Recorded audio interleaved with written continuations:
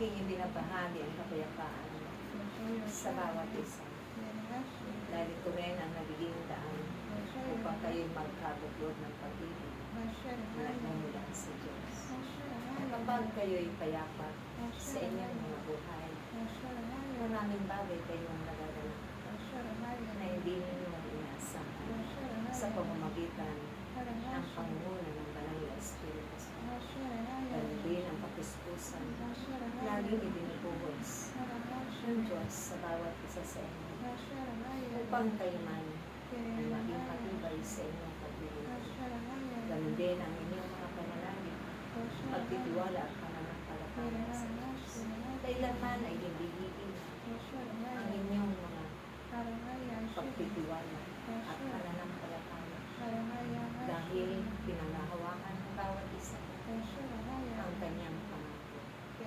Makatotohanan ang pangako ng Diyos at pagkakatid. Kailanman ay kanyang naibibigay kanina. Yan ang mga himala at buwagang kaya niyang igawad sa bawat isa sa iyo. Kaya't kayo na maasa at sumasalit sa kanyang kapangyarihan ay napakapalad. At ang lahat ng kabutihan ay natutunan ninyo sa pamamagitan ng kanyang mga aral. Ito hindi ninyo lilimutin. Ay tanin ng Diyos sa inyong mga puso ang kanyang mga salita.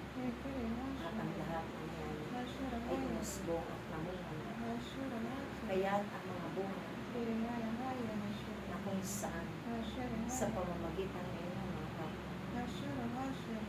ito'y inyong pakaiingatan at pangalan.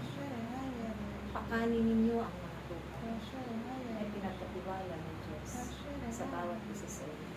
Hindi lamang pang-physical, maging pag-spiritual na pangakailangan niya sa araw-araw nila.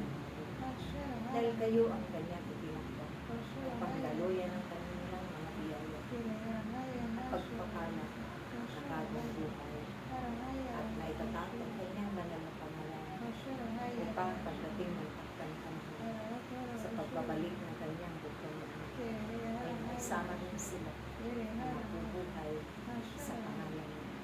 Kaya't aking mga anak, paghahanda ng Diyos sa mga panahon sa bawat isa sa inyo ay isang hiwaga at himala na nakamtanan ninyo sa mga pagkakataon. Kaya ipagpatuloy lamang ninyo.